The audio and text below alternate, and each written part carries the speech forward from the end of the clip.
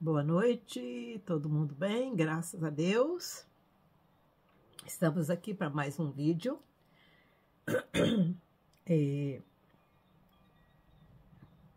Como vocês já sabem, eu tenho adquiri essa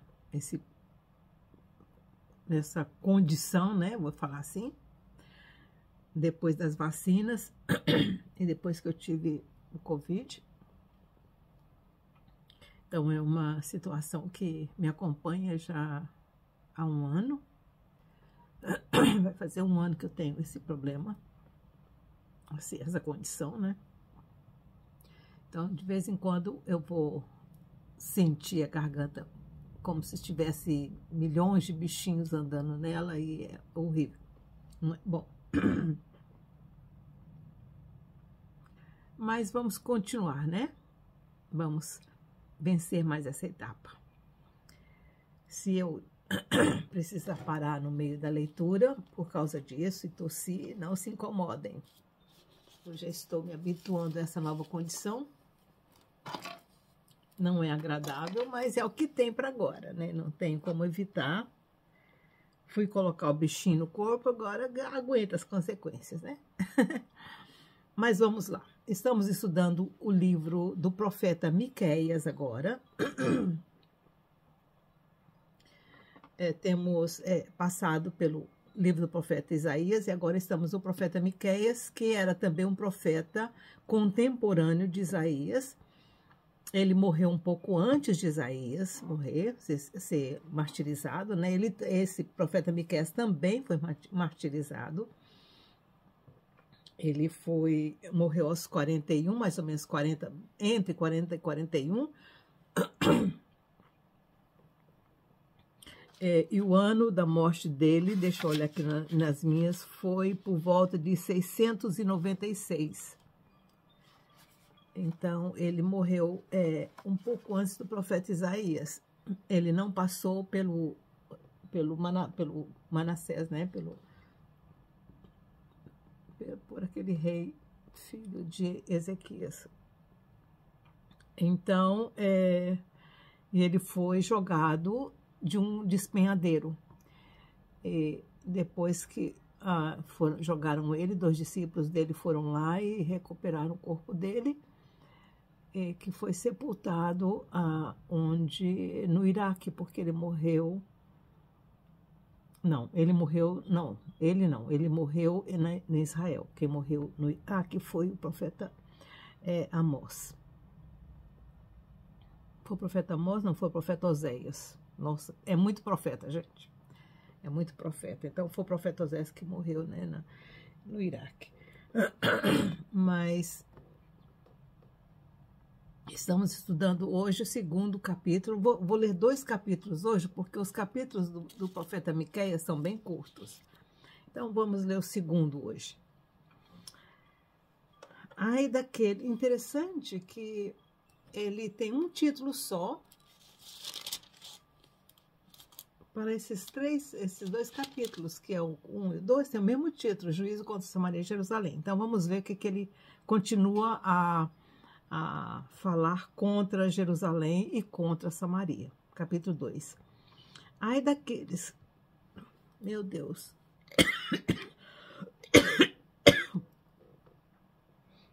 Aí, tá vendo, gente? Ai. Não é fácil. Ai daqueles que nas suas camas intentam a iniquidade e maquinam o mal. À luz da alva o praticam, porque está no poder da sua mão. Te lembra alguma coisa?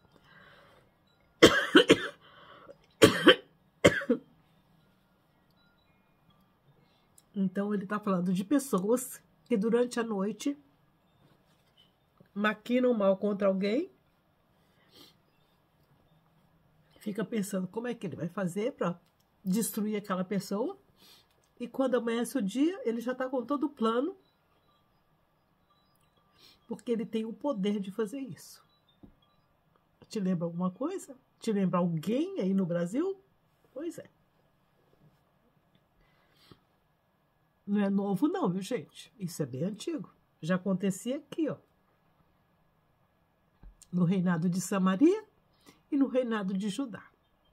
No reino do norte e no reino do sul. Pessoas que entravam para a cama, né, não gostavam de alguém, sentiam ameaçados por uma pessoa ou uma situação, e aí à noite ele pensava, como é que eu vou fazer para destruir essa pessoa? Tá vendo como isso é antigo? Vocês estão vendo como os humanos não mudaram em nada?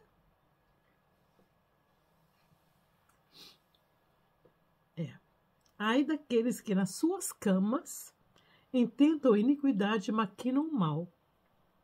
À luz da alvo praticam, porque está no poder da sua mão. No Brasil nós temos um assim. Alguns. Mas tem um que está se sobressaindo, né? Cobiçam campos e os arrebatam. E casas e as tomam. Gente, o que está acontecendo no Brasil é isso? O que eles estão fazendo com os agricultores? Hein? O que está acontecendo com os agricultores do Nordeste? Não é isso aqui? Assim fazem violência a um homem e a sua casa.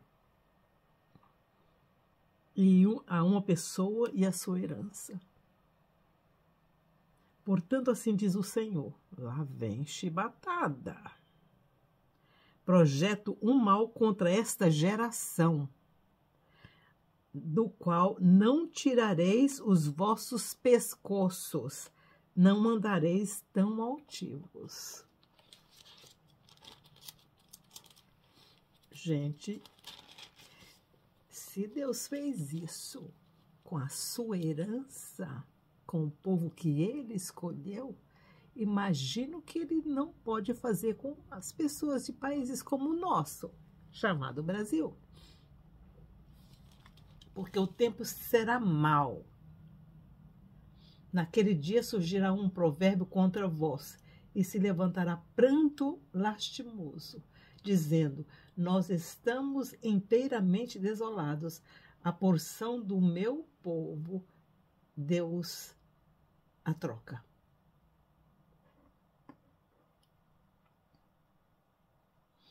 Como me despoja, reparte os nossos campos aos rebeldes. Mas não é isso que eles estão fazendo com os outros? Então, quando o Senhor faz, quando o Eterno faz com eles, eles vão ficar desolados, mas eles não viram a desolação que eles causaram antes, né?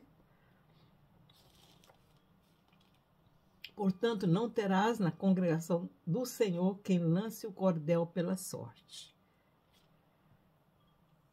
Quer dizer, não haverá juízo. Não haverá juiz para fazer um juízo correto, porque é o Senhor quem está fazendo.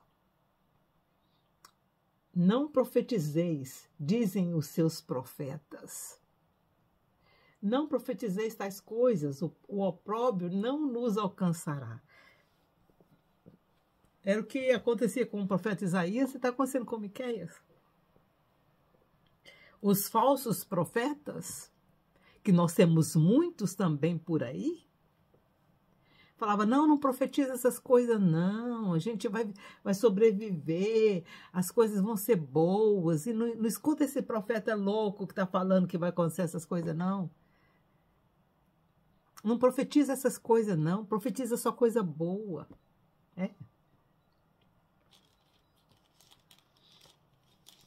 Por isso que mataram ele. Por isso que jogaram ele num cliff, num precipício. Porque ele estava dizendo coisas que os outros profetas não estavam gostando. Mas quem que estava com a razão no final da história? Hein? O povo não foi levado cativo. Samaria foi completamente destruída. Jerusalém depois não foi completamente destruída. Então, o que adianta os outros profetas estarem profetizando coisinhas boas, né? Profetizando coisas maravilhosas, prosperidade, né? Agora tem aí a teoria da prosperidade, não, como é que chama? Não é teoria, não. Eu até esqueci, que não chama a minha atenção, né? Eu até esqueci como é que chama. Como é que chama, gente? Tem um nome, né? Então, ele fala aqui no versículo 6. Não profetizeis, dizem os seus profetas, os falsos, né?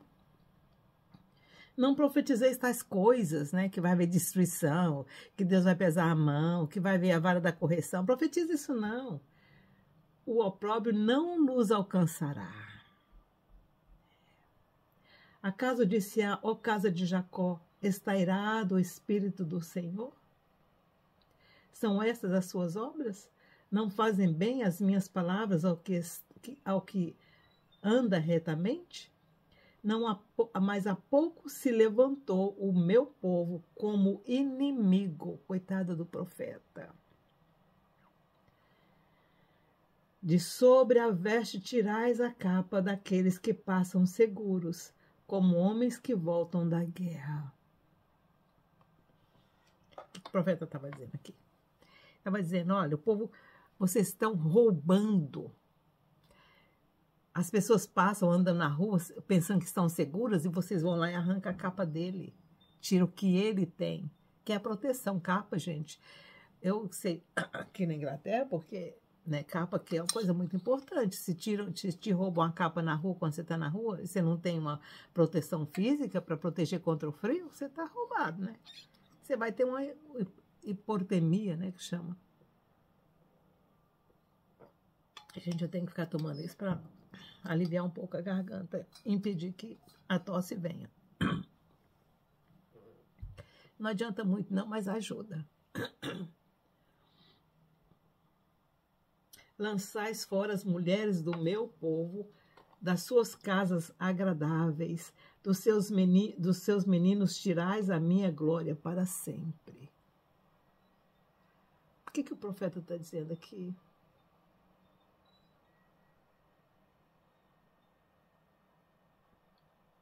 Lançais fora as mulheres do meu povo, das suas casas agradáveis, dos seus meninos tirais a minha glória para sempre.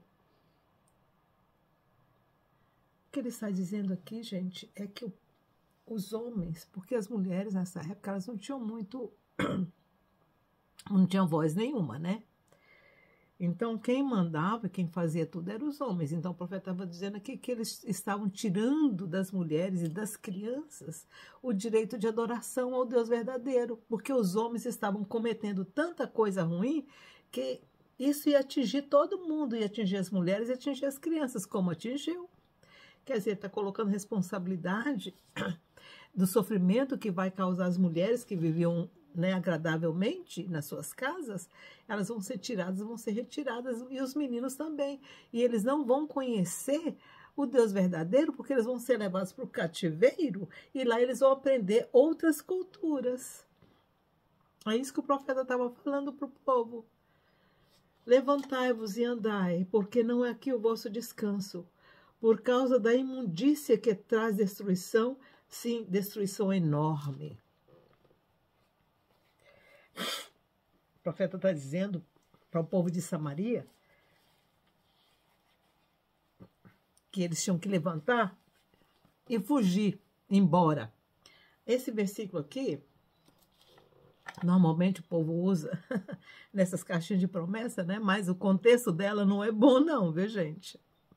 Na caixinha de promessa parece que é bom, né? Mas o contexto dessa parte, dessa profecia aqui não é bom, não. Ele está falando, levantai-vos e andai, porque não é aqui o vosso descanso. Quer dizer, o profeta estava dizendo, levanta vocês e sai da terra, porque Samaria vai ser destruída. Você não vai ter descanso em Samaria.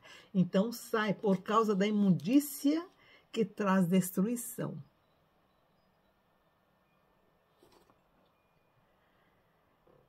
Se a gente for tomar isso hoje para nós, o que significa? Você pode imaginar? O profeta está dizendo, vocês que são justos, vocês que estão ouvindo e acreditando na minha profecia, sai fora de Samaria. Sai fora, vai para o interior, Foge daqui. Vende o que você tem aqui, compra um pedacinho de terra lá longe, onde o inimigo não vai te achar. Porque o seu descanso não vai ser em Samaria, não. Porque a destruição vai chegar em Samaria. E vocês vão morrer com ela se vocês não fugirem daqui. Entendeu? Se alguém, seguindo o espírito da falsidade, mentir, dizendo, eu te profetizarei acerca do vinho e da bebida forte, será esse tal profeta deste povo.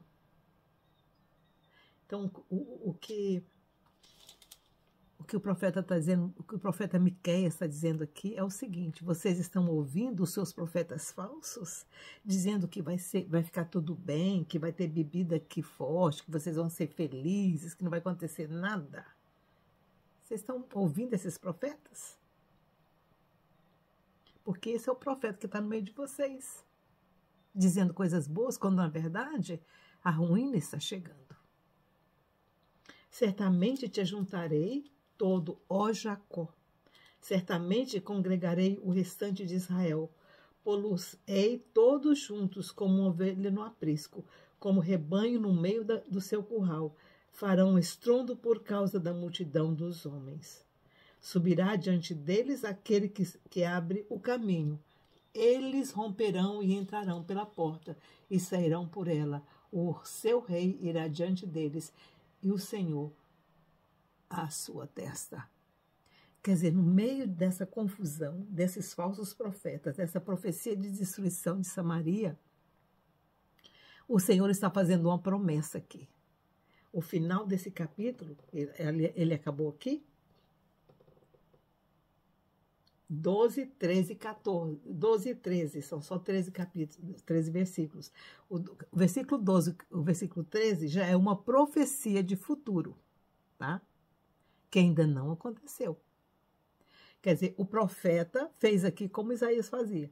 Ele trouxe a revelação do que vai acontecer com Samaria e Judá, mas no final ele traz a profecia da esperança e ele diz, certamente te ajuntarei todo, ó Jacó.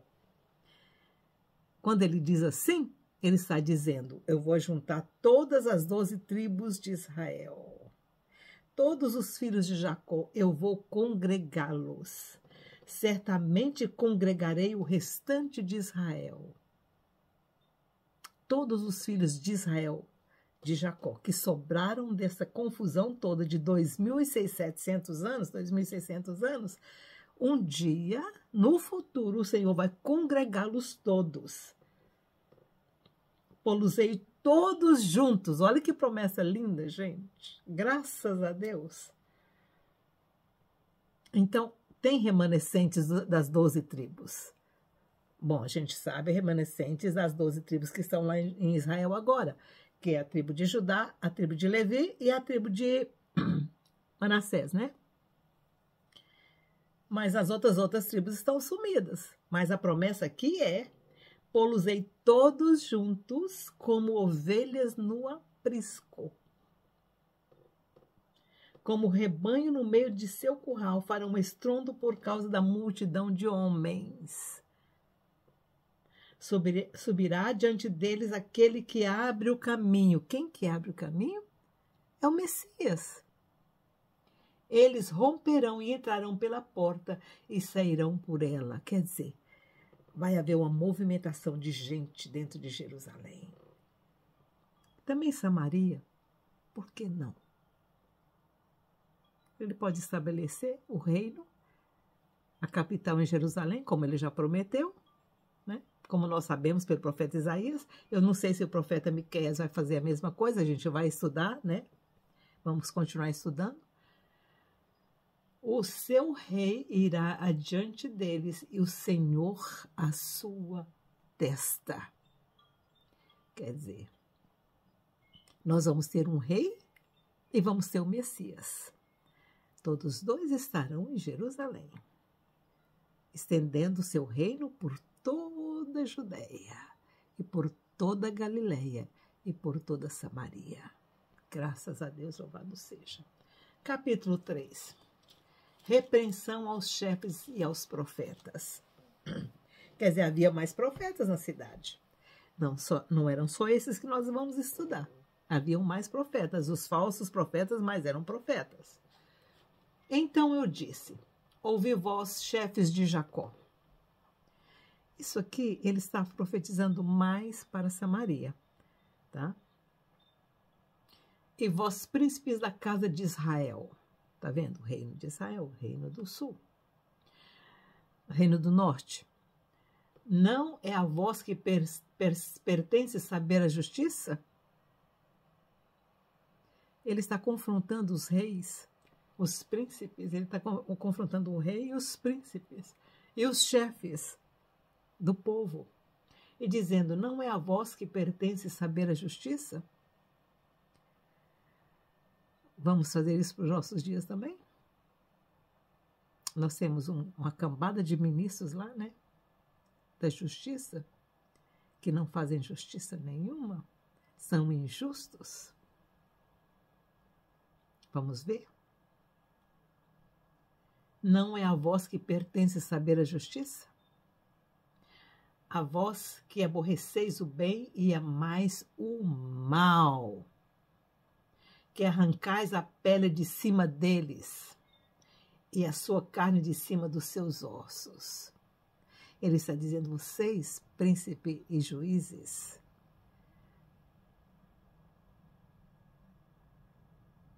vocês nem sabem fazer justiça, porque vocês estão aborrecendo o bem e amando o mal.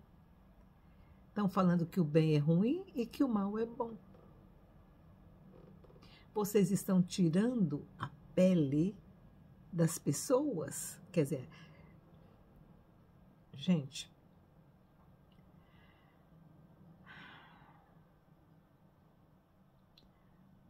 esses impostos que estão sendo cobrados são tão injustos, né?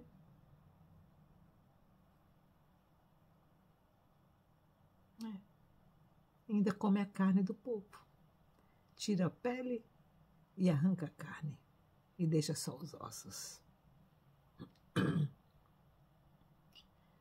Que comeis a carne do meu povo. Eles arrancais a pele. Eles esmiuçais os ossos. E os repartis como para a panela. E como carne do meio do caldeirão.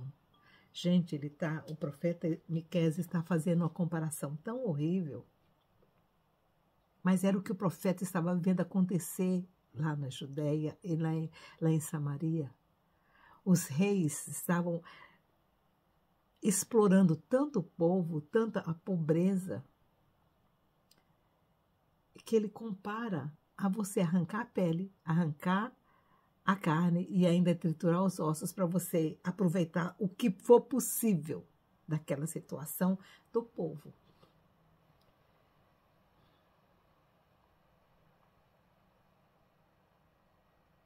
Então clamarão ao Senhor, o povão vai clamar ao Senhor, mas ele não os ouvirá. Antes esconderá deles a sua face naquele tempo, visto que eles fizeram mal nas suas obras. Aqui é todo mundo incluído. Assim diz o Senhor, contra os profetas que fazem errar o meu povo. Gente, isso é tão sério. O que está acontecendo, o que eu vejo acontecer, que clamam paz, quando tem que mastigar, mas contra aquele que nada lhes mete na boca, preparam guerra. Vamos ler de novo, porque esse versículo aqui, esse profeta, ele é mais... A linguagem dele é uma linguagem mais forte, mais complicada de entender. Ele usa muita metáfora, né? Assim diz o Senhor, contra os profetas que fazem errar o meu povo, que clamam paz. Quando tem o que mastigar, mas contra aquele que nada lhes mete na boca, preparam guerra. O que significa que quando ele falava paz e tudo, aí o povo gostava, né? O povo gostava, e aí eles tinham aquilo que eles queriam, né? Mas quando o povo não gostava do que eles estavam falando, o que eles faziam? Eles iam lá e perseguiam. Como, por exemplo, o profeta Miqueias. O profeta Miqueias não aceitava a profecia deles e falava que eles estavam errados. E o que eles faziam? Guerra contra o profeta. E é o que ele está falando aqui. Mas quando as pessoas não dão para eles o que eles querem, eles fazem guerra. Não é o que está acontecendo no Brasil, gente? Né? Quando você fala mal deles, quando você fala mal nada, quando você fala a verdade do que eles estão fazendo, o que eles fazem? Não perseguem? Não põem na cadeia? Não tiram os direitos da pessoa? Pois é, a mesma coisa. É isso aqui. Quando tem, ó, assim diz o Senhor, contra os profetas que fazem errar o meu povo, que clamam paz. Quando tem o que mastigar, quando eles têm comida, eles estão bem. Mas quando não lhe querem meter na boca alguma coisa, quando... Gente, olha outra situação que me veio na cabeça. Os políticos do Brasil. Quando eles recebem um dinheirinho para votar naquele que eles querem, né, eles votam. Mas quando o dinheiro não cai na mão deles, o que eles fazem? Guerra. É. Também tem essa situação. É. Portanto, se vos fará noite sem profecias, e haverá trevas sem adivinhações. Meu Deus. Por-se-á o sol sobre estes profetas, e o dia sobre eles se enegrecerá. A gente pode aplicar isso também para os adivinhos que trabalham com a primeira-dama, que ficam falando para ela o que eles devem fazer para continuar no poder e continuar sugando o povo, porque é isso que ele está fazendo. A dívida do Brasil interna está imensa, porque ele está tirando do povo. E ontem eu fiquei sabendo que a partir de ontem vocês vão ter que pagar para usar o Pix. É melhor você tirar o dinheiro e dar direto para a pessoa. Usar o Pix agora vai ficar caro. Tirando, fazendo o que ele falou aqui, ó, tirando a pele, tirando a carne e triturando os ossos das pessoas. Não só são os profetas que estão fazendo isso, os governos, os príncipes, como ele diz aqui. Ó, vós, os príncipes da casa de Israel, que não estão fazendo justiça, e os profetas que estão mentindo para o povo. Aí o que vai acontecer com eles? Portanto, se vos fará noite sem profecias, e haverá trevas sem adivinhações, por-se-á o sol sobre estes profetas, e o dia sobre eles se enegrecerá. Os videntes se envergonharão, e os adivinhadores se confundirão. Todos eles cobrirão seus lábios, porque não haverá resposta de Deus.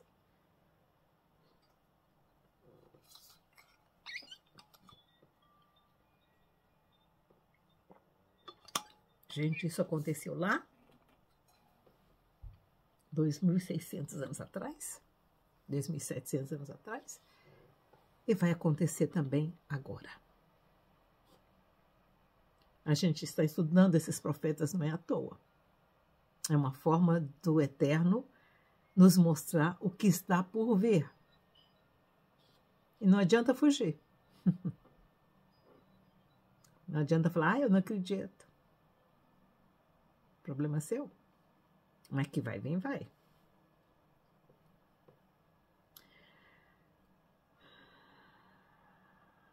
Aí o profeta fala, mas quanto a mim, profeta Miqueias, eu estou cheio de poder, do Espírito do Senhor, e cheio de justiça e de força,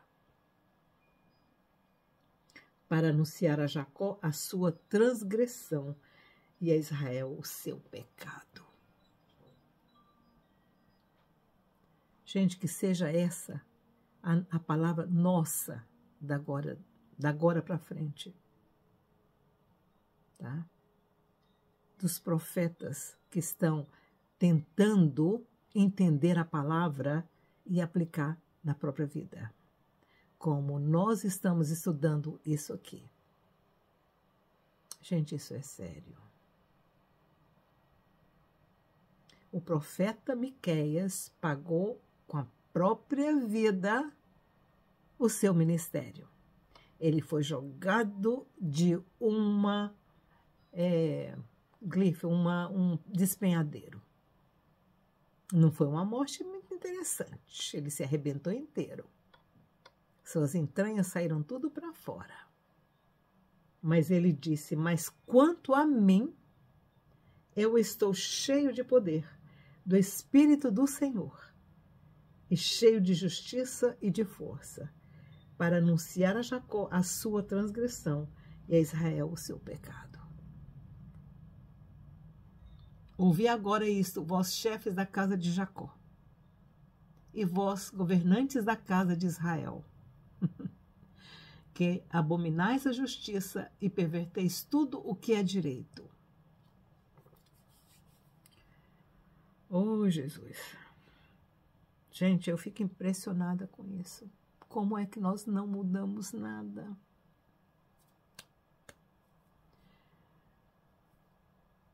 Eu estou falando da nossa realidade, né? Da realidade do Brasil.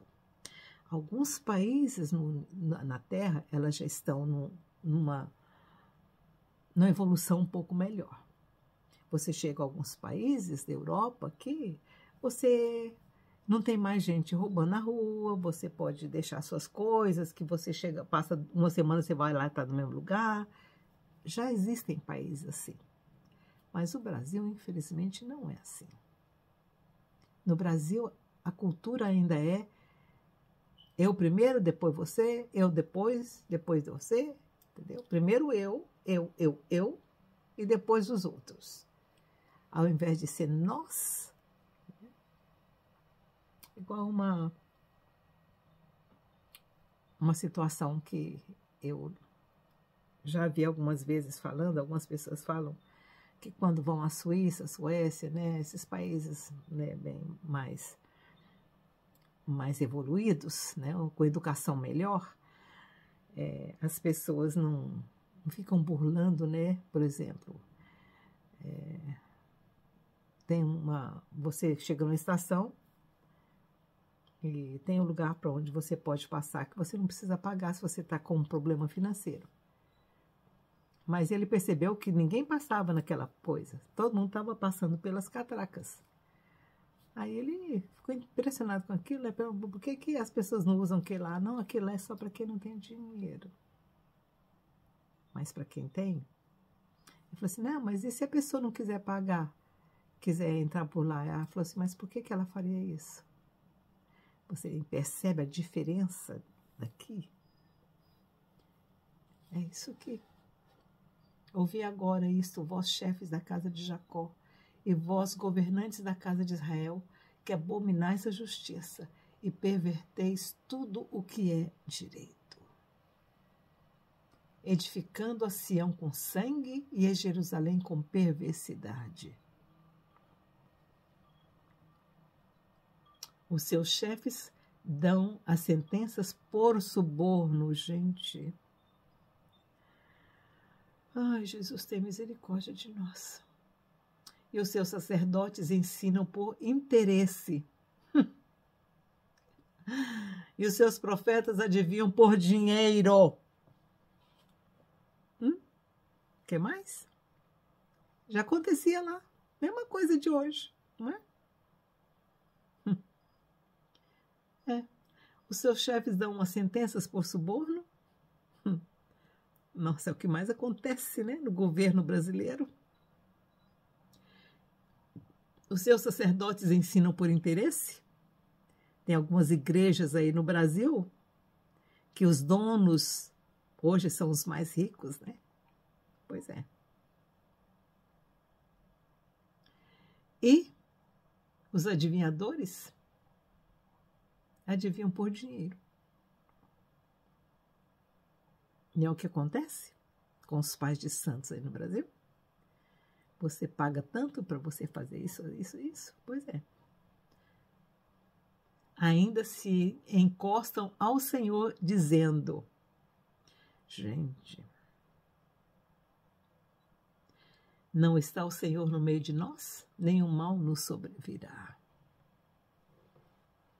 Ainda tem a audácia de pensarem que nada vai acontecer com eles, porque o Senhor está do lado deles. Portanto, por causa de vós, Sião será lavrada como um campo. Jerusalém se tornará em montão de pedras, e o monte desta casa numa colina coberta de mato.